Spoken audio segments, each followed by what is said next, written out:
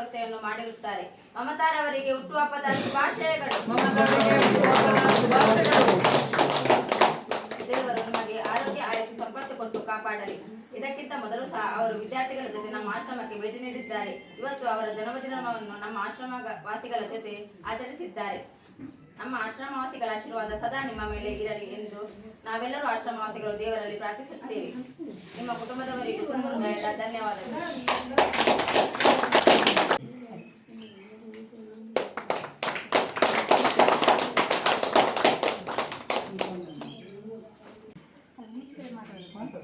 ಎಲ್ರಿಗೂ ನಮಸ್ಕಾರ. ನಮಸ್ಕಾರ. ಎಲ್ಲರೂ ಹೇಳಿಲ್ಲ. ಎಲ್ರಿಗೂ ನಮಸ್ಕಾರ. ಇವ್ರು ಹೇಳೇ ಇಲ್ಲ. ಬೇಜಾರ ನನ್ನ ಮೇಲೆ? ನೀವು ಮಠ ಕಟ್ಟಲಿಲ್ಲ ಅಂತಲ್ಲ ಅವರಿಗೆ ತುಂಬಾ ಆಸೆ ಇತ್ತು. ಓಕೆ, ಎಲ್ಲರೂ ಚೆನ್ನಾಗಿದ್ದೀರಾ? ಆಲ್ ಇಸ್ ವೆಲ್ ಅಂತ ಹೇಳಿ ಹೀಗೆ ಹೊಡಿಬೇಕು.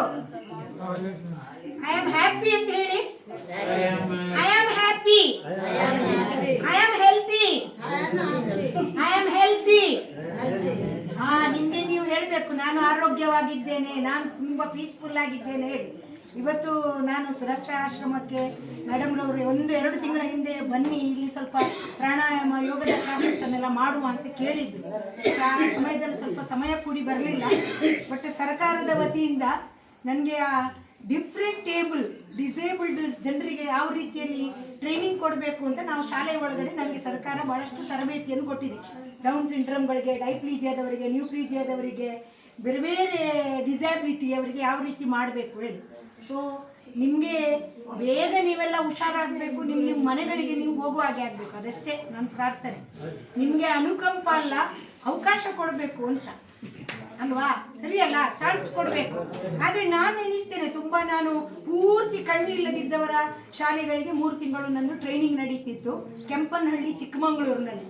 ಅವರನ್ನೆಲ್ಲ ನೋಡಿದರೆ, ಕಾಲಿಲ್ಲದಿದ್ದವರು, ಕೈ ಇಲ್ಲದಿದ್ದವರು, ಕಣ್ಣಿಲ್ಲದಿದ್ದವರು ನೋಡಿದರೆ ನೀವೆಲ್ಲರೂ ಇಲ್ಲಿ ಹೆಲ್ದಿಯಾಗಿದ್ದೀರಿ. ಎಲ್ಲರಿಗೆ ಕೈ, ಕಾಲು, ಕಣ್ಣು, ಕಿವಿ ದೇವರು ಸರ್ವಾಂಗಾಂಗವನ್ನು ಕೊಟ್ಟು ಚೆಂದ ಕಾಣ್ತಾ ಇದ್ದೀರಿ. ಸೊ ಆದಷ್ಟು ಬೇಗ ನೀವು ನಿಮ್ಮ ಮನೆಗಳನ್ನು, ನಿಮ್ಮ ಫ್ಯಾಮಿಲಿಯವರನ್ನು ಸೇರುವಂಥ ಭಾಗ್ಯ ಬೇಗ ಕೂಡಿ ಬರಲಿ. ಅವರೇನು ಬೆಳಿಗ್ಗೆ ಅಥವಾ ಅಲ್ಲಾಹನನ್ನು ಪ್ರಾರ್ಥನೆ ಮಾಡ್ತಾರೆ, ನಾವು ನಮ್ಮ ದೇವರುಗಳನ್ನು ಪ್ರಾರ್ಥನೆ ಮಾಡ್ತೇವೆ. ಅವರು ಬೇಗ ಇಂಥ ಒಂದು ಒಳ್ಳೆಯ ಅವಕಾಶವನ್ನು ಕೊಡುವ ಹಾಗೆ ಮಾಡಲಿ. ಇಂದು ನಮ್ಮ ಗೆಳತಿ ಮಮತಾ ಗಣೇಶ್ ಅವರು ವರ್ಧಮಾನ ಸ್ಕೂಲಿನ ಅಧ್ಯಾಪಕರು, ಒಳ್ಳೆಯ ಉತ್ಸಾಹಿದ ಮತ್ತು ಒಳ್ಳೆಯ ಒಂದು ಅಧ್ಯಾಪಕಿ ಅಂತೇಳಿ ಹೆಸರು ಪಡೆದವರು. ಇವತ್ತು ಅವರ ಹುಟ್ಟುಹಬ್ಬವನ್ನು ಆಚರಿಸ್ಕೊಳ್ತಾ ಇದ್ದಾರೆ. ನಿಮ್ಮೆಲ್ಲರ ಜೊತೆಗೆ ನನಗೂ ಒಂದು ದಿನ ಅವರ ಕೋರಿಕೆ ಮೇರೆಗೆ ನಾನು ಬಂದೆ. ಖುಷಿಯಾಯಿತು.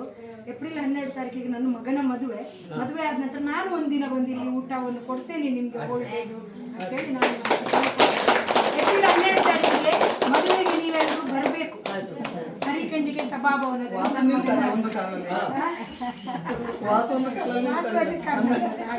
ಸೊ ಎಲ್ಲರೂ ಬನ್ನಿ ಆಯ್ತಾ. ನನ್ನ ಮಗನ ಮದುವೆ ಕಾರ್ಯಕ್ರಮ ತುಂಬ ಚೆನ್ನಾಗಿ ನಡೀಲಿ ಅಂತೇಳಿ ನೀವು ದೇವರ ಹತ್ರ ಪ್ರಾರ್ಥನೆ ಮಾಡಿ ಆಯ್ತಾ. ನಿಮ್ಮ ಪ್ರಾರ್ಥನೆ ದೇವರು ಬೇಗ ಕೇಳ್ತಾನೆ ಅಂತೇಳಿ ತುಂಬಾ ವಿಷಯವನ್ನು ಕೇಳ್ಪಟ್ಟಿದ್ದೇನೆ. ಸೊ ಇನ್ನೊಮ್ಮೆ ನಮ್ಮ ಭೇಟಿ ಆಗಲಿ, ಬರ್ತೇನೆ ನಾನು ಅಂತ ಹೇಳ್ತೇನೆ.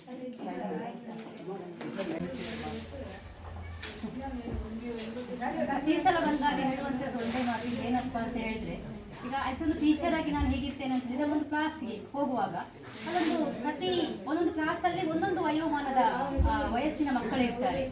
ಸೊ ಅವರನ್ನೇ ಅವನ ಭಾವನೆಗಳಿಗೆ ಸ್ಪಂದಿಸಿ ಅವರೊಟ್ಟಿಗೆ ನಾವು ಮಿಂಗಲು ಆಗುವಂಥದ್ದೇ ಒಂದು ಕಷ್ಟದ ಕೆಲಸ. ಹಾಗಿರುವಾಗ ಇಲ್ಲಿ ಸಣ್ಣ ಮಕ್ಕಳಿಂದ ಹಿಡಿದು ಮುದಿ ವಯಸ್ಸಿನವರೆಗೆ ಕೂಡ ಒಂದೇ ಆಶ್ರಮದಲ್ಲಿ ಅವರ ನೋಡಿಕೊಳ್ಳುವಂಥದ್ದು ಅಂತ ಹೇಳಿದ್ರೆ ಬಹುಶಃ ಇದು ಭಯಂಕರವಾದಂತಹ ಒಂದು ಕಷ್ಟದ ಕೆಲಸ. ನಾವು ಒಂದು ದಿವಸ ಬರ್ತೇವೆ, ಒಂದು ದಿವಸ ಬಂದು ಹೋದ ನಂತರ ನಮ್ಗೆ 2-3 ದಿವಸ ಮನಸ್ಸು ಸರಿ ಇರುವುದಿಲ್ಲ. ಸೊ ಹಾಗಾಗಿ ಅವರೊಟ್ಟಿಗೆ ಪಾಪ ನೀವು ಇದ್ದುಕೊಂಡು ಇಡೀ ವರ್ಷ, ಈ ವರ್ಷಕ್ಕೆ ಎಷ್ಟು ವರ್ಷ? 10 ವರ್ಷ ಲಾಸ್ಟ್ ಇಯರ್ ಆಗಿತ್ತಂತ. ಈ ವರ್ಷ 10 ವರ್ಷದಿಂದ ಇವರೊಂದಿಗೆ ಇದ್ದುಕೊಂಡು ಇಂತಹ ಒಂದು ಸೇವೆಯನ್ನ ಮಾಡ್ತಾ ಇದ್ದೀರಿ ಅಂತ ಹೇಳಿದ್ರೆ, ನಾನು ಆ ಭಗವಂತನಲ್ಲಿ ನಿಮ್ಗೆ ಇನ್ನಷ್ಟು ಆ ಒಂದು ಶಕ್ತಿ, ಆ ಸಹನೆ, ತಾಳ್ಮೆ ಅಂತ ಹೇಳುವಂಥದ್ದು ಕರುಣಿಸಲಿ ಅಂತ ಕೇಳಿಕೊಳ್ತಾ ಇದ್ದೇನೆ. ನಾನು ಮೊನ್ನೆ ಸಹ ನಿಮಗೆ ಕೇಳಿದಾಗ ಈಗ ಎಷ್ಟು ಜನ ಇದ್ದಾರೆ ಅಂತ ಹೇಳುವಾಗ 89 ಅಂತ ಹೇಳಿದರೆ, ನಾನು ಎಣಿಸಿದ್ದೆ ಬಹುಶಃ ಈ ಸಲ ಅಂದರೆ ನಾನು ಹಿಂದಿನ ವರ್ಷ ಕೂಡ ಒಂದು ಪ್ರೇಯರ್ ಮಾಡಿದ್ದೇನೆ ಅಂತ ಹೇಳಿದರೆ ಬರುವ ವರ್ಷ ಅಂದರೆ ಅಫ್ಕೋರ್ಸ್ ನಾನು ಬಂದರೆ ಇಲ್ಲಿ ಆಶ್ರಮವಾಸಿಗಳ ಸಂಖ್ಯೆ ಕಡಿಮೆಯಾಗಲಿ ಅಂತ ನಾನು ಬಯಸಿದ್ದೆ ದೇವರ ಹತ್ರ. ಬಟ್ ನನಗೆ ಒಂದು ಬೇಸರದ ಸಂಗತಿ ಏನಂದರೆ ಈ ವರ್ಷ ಬರುವಾಗ ಕೂಡ 89 ಜನ ಇದ್ದಾರೆ ಅಂತ ಹೇಳಿ ತುಂಬ ಬೇಸರ ಆಯಿತು. ಯಾಕಂತ ಹೇಳಿದರೆ ನಾವು ಬೆಳೆದ ಹಾಗೆ ಟೆಕ್ನಾಲಜಿ ಬೆಳೆದ ಹಾಗೆ ನಾವು ಏನು ಮಾಡ್ತಾ ಇದ್ದೇವೆ ಅಂತ ಹೇಳಿದ್ರೆ, ಈಗ ಸ್ಕೂಲ್ಗಳಲ್ಲಿ ನಾನೊಂದು 10-15 ವರ್ಷದಿಂದ ನೋಡ್ತಾ ಇದ್ದ ಹಾಗೆ, ನಾನು 17 ವರ್ಷ ಆಯಿತು ಟೀಚರ್ ಪೋಸ್ಟಲ್ಲಿ. ಅಲ್ಲಿ ಒಂದು ಮೋರಲ್ ಸೈನ್ಸ್ ಇರ್ಬೋದು ಅಥವಾ ವ್ಯಾಲ್ಯೂ ಎಜುಕೇಷನ್ ಅಂತ ಹೇಳುವಂಥದ್ದನ್ನು ಮಕ್ಕಳಿಗೆ ಕಲಿಸ್ತಾ ಇದ್ದೇವೆ ನಾವು. ಅಂದರೆ ಒಂದು ಪಾರ್ಟ್ ಆಫ್ ಸಬ್ಜೆಕ್ಟಾಗಿ ಕೊಡ್ತಾ ಇದ್ದೇವೆ. ಸೊ ಆ ನಿಟ್ಟಿನಲ್ಲಿ ಬಹುಶಃ ಇವತ್ತು ಆಶ್ರಮದಲ್ಲಿ ಇರುವವರ ಸಂಖ್ಯೆ ಕಡಿಮೆ ಆಗಬೇಕಿತ್ತು. ಯಾಕಂದರೆ ಹಿಂದೆ ಒಂದು ಕಾಲದಲ್ಲಿ ಇಂತಹ ಒಂದು ವ್ಯವಸ್ಥೆ ಇರಲಿಲ್ಲ ಆಶ್ರಮದಲ್ಲಿ ಇರುವಂಥದ್ದು. ನೆಕ್ಸ್ಟ್ ಅದು ಬೆಳೀತಾ ಬಂತು. ಅದರ ನಂತರ ನಮ್ಮ ಸರ್ಕಾರ ಇರ್ಬೋದು ಅಥವಾ ಒಂದು ಎಲ್ಲಿ ಮಕ್ಕಳಿಗೆ ಅದರ ಕೊರತೆ ಇದೆ ಅಂತಕ್ಕಂಥದ್ದನ್ನು ಭಾವಿಸಿ ಆ ಒಂದು ನಿಟ್ಟಿನಲ್ಲಿ ಅದಕ್ಕೆ ಪೂರಕವಾದಂತಹ ವ್ಯವಸ್ಥೆಯನ್ನು ಮಾಡಿದರೂ ಕೂಡ ಬಹುಶಃ ಇನ್ನೂ ಕೂಡ ಆ ಸಂಖ್ಯೆ ಜಾಸ್ತಿ ಆಗ್ತಾ ಇದೆ ಅಂತ ಹೇಳಿದರೆ, ಇನ್ನೂ ಎಲ್ಲೋ ಒಂದು ಕಡೆ ನಾವು ಆ ನಿಟ್ಟಿನಲ್ಲಿ ಎಡವ್ತಾ ಇದ್ದೇವೆ ಅಂತ ಹೇಳುವಂಥದ್ದು ನನಗೆ ಅನಿಸ್ತಾ ಇದೆ. ಸೊ ಹಾಗಾಗಿ ಅದನ್ನು ಈಗ ಏನು, ಈಗ ಉದಾಹರಣೆಗೆ ಕ್ಲಾಸಲ್ಲಿ ಅಷ್ಟು ಹೇಳ್ತಾ ಇರ್ತೇವೆ, ಮಾಸ್ ಮೀಡಿಯಾದಲ್ಲಿ ಈ ಆಶ್ರಮಗಳಿಗೆ ಪೇರೆಂಟ್ಸನ್ನು ಕಳಿಸಬಾರ್ದು, ಅಥವಾ ಯಾರೋ ಇಂತಹ ಏನೇ ಪ್ರಾಬ್ಲಮ್ ಇರಲಿ ಅದನ್ನು ನಿಭಾಯಿಸಿಕೊಂಡು ಎಲ್ಲರೊಂದಿಗೆ ನಾವು ಜೊತೆಯಾಗಿ ಬಾಳಿಕೊಂಡು ಹೋಗಬೇಕು, ಅಥವಾ ಎಲ್ಲರನ್ನ ಸರಿ ಮಾಡುವಂಥ ಕೆಲಸವನ್ನು ಈಗ ಒಂದೊಂದು ಫ್ಯಾಮಿಲಿಯಿಂದ ಒಬ್ಬೊಬ್ಬರು ಬಂದಿರ್ತಾರೆ. ಬಹುಶಃ ಅವರವರ ಫ್ಯಾಮಿಲಿಯವರು ಅವರನ್ನು ಸರಿಯಾಗಿ, ಅದು ಯಾವುದೇ ಕಷ್ಟ ಎಲ್ಲರಿಗೂ ಬರ್ತದೆ, ಅದನ್ನು ಅವರು ಸರಿ ಮಾಡಿಕೊಂಡು ಆ ಫ್ಯಾಮಿಲಿಯವರನ್ನು ಅವರನ್ನು ಚೆನ್ನಾಗಿ ನೋಡಿಕೊಂಡ್ರೆ ಬಹುಶಃ ಇಂತಹ ಪರಿಸ್ಥಿತಿ ಯಾರಿಗೂ ಬರುವುದಿಲ್ಲ. ಸೊ ಹಾಗಾಗಿ ಅಂತಹ ಪರಿಸ್ಥಿತಿ ಈಗಲೂ ಬರ್ತಾ ಇದೆ ಅಂತ ಹೇಳಿದ್ರೆ, ಬಹುಶಃ ನಾವು ಎಜುಕೇಟೆಡ್ ಪೀಪಲ್ ಇರ್ಬೋದು ಅಥವಾ ಸಮಾಜದಲ್ಲಿ ಯಾರೋ ಅಂದರೆ ಒಳ್ಳೆ ಕೆಲಸ ಮಾಡೋರು ಇರ್ಬೋದು, ಇದರ ಬಗ್ಗೆ ಚಿಂತನೆ ಮಾಡಬೇಕು ಅಂತ ಹೇಳುವಂಥ ನನ್ನ ಅನಿಸಿಕೆ. ಇಂತಹ ಯಾಕೆ ಇದು ಇನ್ನೂ ಕೂಡ ಬಹುಶಃ ಖಂಡಿತವಾಗಿಯೂ ಇಷ್ಟೆಲ್ಲ ಎಜುಕೇಷನ್ ಮಕ್ಕಳಿಗೆ ಕೊಟ್ಟು ಅವರಿಗೆ ಆ ನಿಟ್ಟಿನಲ್ಲಿ ಬೆಳೆಸಿ ಕೂಡ ಇನ್ನೂ ಕೂಡ ಆ ಸಂಖ್ಯೆ ಕಡಿಮೆ ಆಗ್ತಾ ಇಲ್ಲ, ಜಾಸ್ತಿ ಆಗ್ತಾ ಇದೆ ಅಂತ ಹೇಳಿದ್ರೆ ಎಲ್ಲೋ ನಾವು ಖಂಡಿತವಾಗಿಯೂ ಎಡವ್ತಾ ಇದ್ದೇವೆ. ಈಗ ನಿಮ್ಮಂಥವ್ರು ಇದನ್ನು ಸಹಿಸಿಕೊಂಡು ಬಂದಿದ್ರೆ ಪಾಪ ಇವ್ರಿಗೆಲ್ಲರಿಗೂ ದಿಕ್ಕು ದೆಸೆ ಇಲ್ಲದಾಗೆ ಆಗ್ತದೆ. ಈಗ ಯಾರನ್ನೋ ನೀವು ಕೈಕಾಲು ಹಿಡಿದು ಅವರಲ್ಲಿ ಏನೋ ಒಂದು ಅವರ ಹತ್ರ ನೀವು ಬೇಡಿ ಇವರನ್ನ ಸಾಕ್ತಾ ಇದ್ದೀರಿ. ಅದಕ್ಕಾಗಿ ನಾನು ನಿಜವಾಗ್ಲೂ ನಿಮ್ಗೆ ನಾನು ಋಣವನ್ನು ತೀರಿಸ್ತಾ ಇದ್ದೇನೆ ಅದನ್ನು. ಯಾಕಂತ ಹೇಳಿದ್ರೆ ನಾಳೆ ಯಾರ ಈ ನಿಟ್ಟಿನಲ್ಲಿ ನೀವು ದುಡಿತಾ ಇದ್ದೀರಾ, ಇದು ನಾವು ನೋಡುವಂಥದ್ದು ಬಹುಶಃ 1000ರಲ್ಲಿ ಒಂದಿಬ್ರು ಜನರು ಇರಬಹುದು.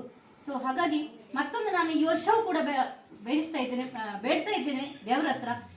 ಅಫ್ಕೋರ್ಸ್ ನನಗೆ ಅಂದರೆ ನೀವಿಷ್ಟು ಜನರನ್ನು ಇಲ್ಲಿ ಒಟ್ಟುಗೂಡಿಸಿದ್ದೀರಿ, ನಮಗೆ ದೇವರು ಏನೋ ಒಂದು ಕಡೆ ಕೆಲಸ ಕೊಡಿಸಿ ಏನೋ ಒಂದು ಸಂಬಳ ಸ್ವಲ್ಪ ಸಿಗ್ತಾ ಇದೆ, ಅದರಲ್ಲಿ ಒಂದು ದಿವಸದ ಒಂದು ಹೊತ್ತಿನ ಊಟವನ್ನು ನಾನು ನೀಡಿರುವಂಥದ್ದು. ಹಾಗಾಗಿ ನಾನು ಒಂದು ವೇಳೆ ನೆಕ್ಸ್ಟ್ ಇಯರ್ ನಾನು ಇಲ್ಲಿ ನನ್ನ ಬರ್ತ್ಡೇನ ಆಚರಿಸಲಿಕ್ಕೆ ಬರುವಾಗ ನನಗೆ ಅಂತಹ ಇದ್ದಾರಾ ಅಂತ ಕೇಳುವಾಗ ಯಾರು ಇಲ್ಲ ನಮ್ಮ ಆಶ್ರಮದಲ್ಲಿ, ಈಗ ಎಲ್ಲರೂ ಅವರವರ ಫ್ಯಾಮಿಲಿ ಸೇರಿದ್ದಾರೆ ಅಂತ ಹೇಳುವಂತಹ ಮಾತು ಬಂದರೆ ಸಾಕು ಅಂತ ಹೇಳುವಂಥದ್ದು ನಾನು ದೇವರಲ್ಲಿ ಪ್ರಾರ್ಥಿಸಿಕೊಳ್ತೇನೆ.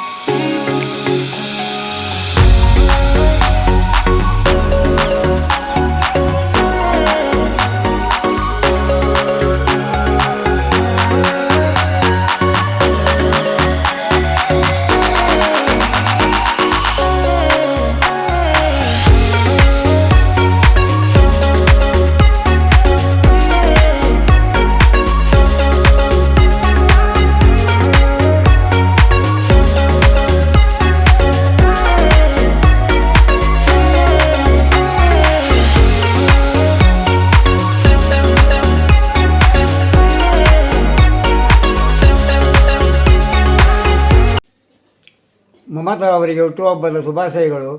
ಅವರಿಗೆ ಮತ್ತು ಅವರ ಕುಟುಂಬದವರಿಗೆ ದೇವರು ಒಳ್ಳೆಯದನ್ನು ಮಾಡಲಿ. ಮಮತಾ ಅವರಿಗೆ ಹುಟ್ಟುಹಬ್ಬದ ಶುಭಾಶಯಗಳು. ದೇವರ ಎಡ್ಡೆ ಮಲ್ಪಡು. ಮಮತಾ ಅವರಿಗೆ ಹುಟ್ಟುಹಬ್ಬದ ಶುಭಾಶಯಗಳು. ಮಮತಾ ಟೀಚರ್ ಅವರಿಗೆ ಹುಟ್ಟುಹಬ್ಬದ ಶುಭಾಶಯಗಳು. ಮಮತಾ ಮೇಡಮ್ ಅವರಿಗೆ ಹುಟ್ಟುಹಬ್ಬದ ಶುಭಾಶಯಗಳು.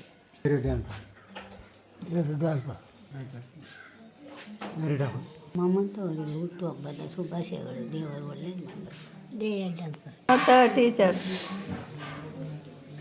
ಇದು ಹುಟ್ಟುಹಬ್ಬದ ಶುಭಾಶಯಗಳು. ಹುಟ್ಟುಹಬ್ಬದ ಶುಭಾಶಯಗಳು. ಮಮತಾ ಟೀಚರ್ ಅವರಿಗೆ ಹುಟ್ಟುಹಬ್ಬದ ಶುಭಾಶಯಗಳು. ಮಮತಾ ಟೀಚರ್ ಅವರಿಗೆ ಹುಟ್ಟುಹಬ್ಬ ಶುಭಾಶಯಗಳು.